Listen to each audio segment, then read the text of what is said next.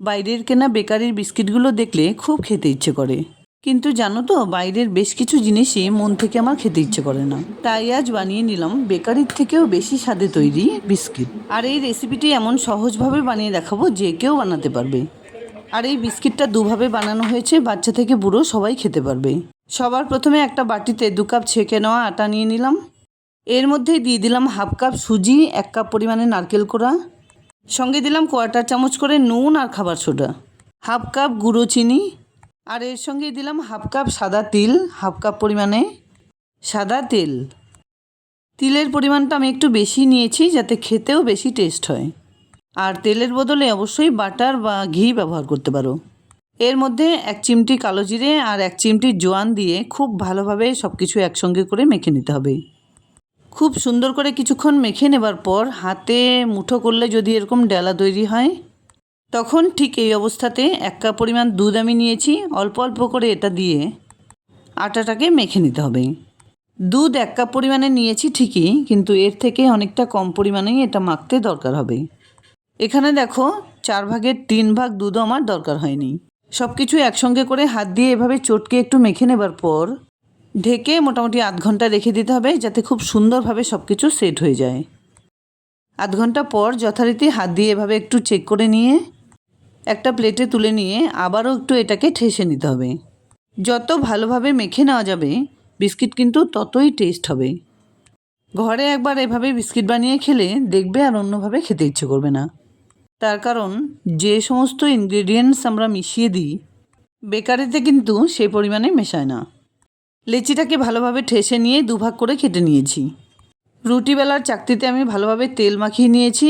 এবার এই অংশটাকে এর মধ্যে দিয়ে হালকা হাতে এভাবে একটু বেলে নিতে হবে। খুব একটা পাতলা করা যাবে না কিন্তু। এরকম ছোট সাইজের বাটি বা গ্লাস কিন্তু সবার বাড়িতেই থাকে। তো তার মধ্যে একটা দিয়ে আমি বিস্কিটগুলো গোল গোল করে কেটে নিচ্ছি।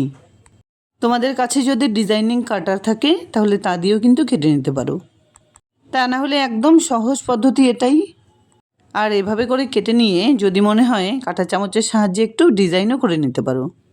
পড়ে থাকা এই অংশগুলোকে বাকি আটার ডালার সঙ্গে মিশিয়ে খুব সুন্দর করে বেলে আমি প্রত্যেকটা বিস্কিট বানিয়ে নিয়েছি।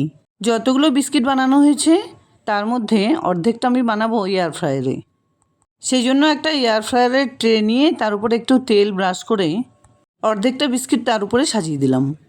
আর বাকিগুলো একটা থালার ভেতরে একটা বাটার পেপার সেট করে দিয়ে তার উপরে বসিয়ে দিলাম। এই বিস্কিটগুলো কিন্তু গ্যাস ওভেনে বানিয়ে নেব। 2 রকমভাবেই বানিয়ে দেখালাম, যেটা তোমাদের সুবিধে করে নিও। এয়ার ফ্রায়ারের ডোর ওপেন করে তার ভেতরে ট্রেটাকে বসিয়ে দিলাম। এবার অন করে যে মুডে রেখে আমি ফ্রেঞ্চ ফ্রাই বানিয়ে নিই তাতে অন করে 200 ডিগ্রিতে রেখে 15 মিনিটস বেক করে নেব। এই বিস্কিটগুলো কিন্তু একটু মুচমুচে হবে। অন্যদিকে রান্নার কড়াইতে নুন ছড়িয়ে একটা আয়রন স্ট্যান্ড বসিয়ে দিয়েছিলাম।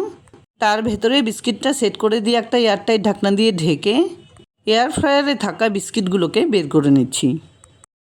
দেখো এগুলো কি সুন্দরভাবে ভাজা হয়েছে।